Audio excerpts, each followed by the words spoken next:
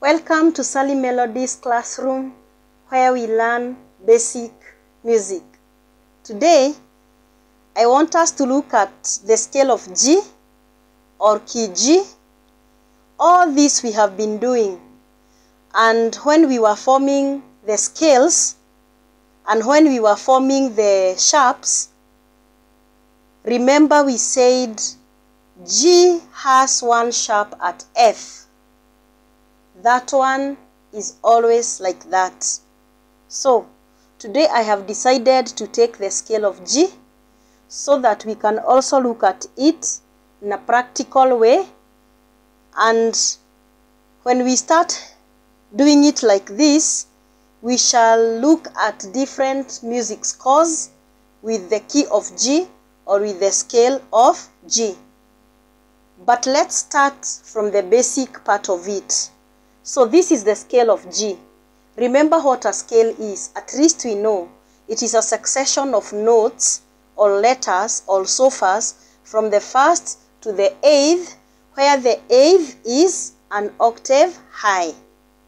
Now, this is the scale of G with our F sharp there, and then we have our solfas here.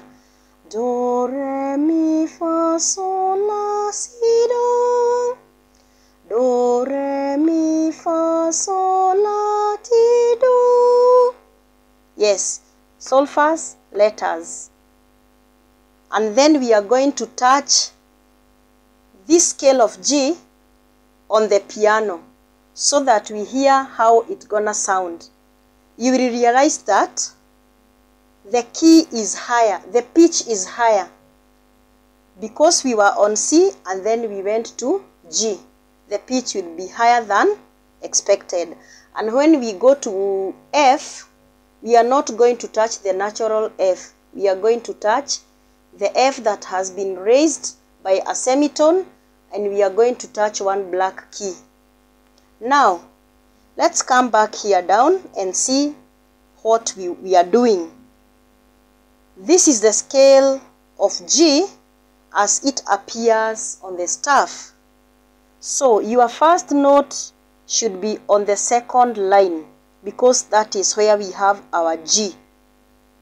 Go back to the lesson where we learned about the letter names on the staff, both on lines and on the spaces. So that is where you start your G. So this is G, A, B, C, D, E, F sharp, and then we go back to G.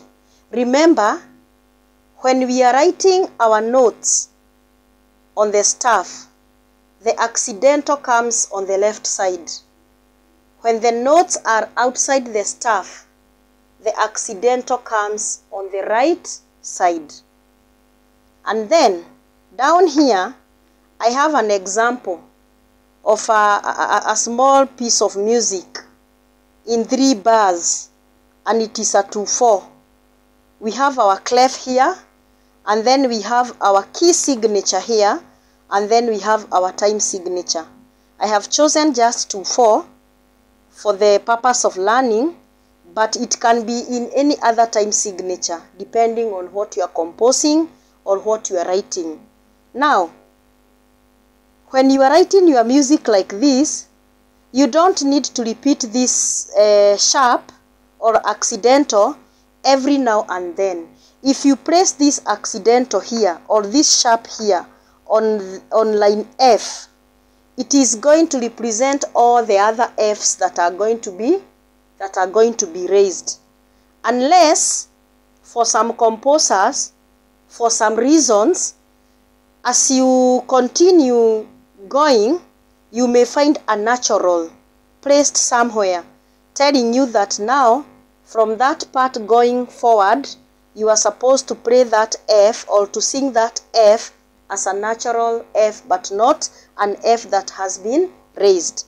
But for this purpose, we shall come there. For this purpose, let's know that this is a score that has been written like this. Already we have our sharp here on line F, meaning that it is going to represent all the notes or all the Fs that you meet on that piece of music until the end. So, note the difference. Note the difference. For this purpose, I put it here so that you can be able to know where it appears. But in a piece of music, you don't have to repeat, you just put it at the beginning. So here we have a simple song. It is just a small piece of music in 3 bars. So this is a crochet and a crochet, 2 crochets, equivalent to 2 crochets, equivalent to 2 crochets. So the grouping is okay. So let's see. Ta, ta, ta, te, ta, te, ta. 1, 2, 1, 2, 1, 2. So they are well grouped. Let's sing. Do, do, mi, mi, re, re, do. Once more.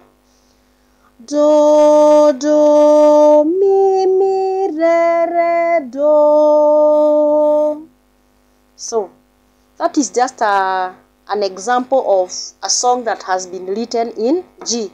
Our first note was a do because it is on G. This is do, do, mi, mi, re, re, and then you go back to do.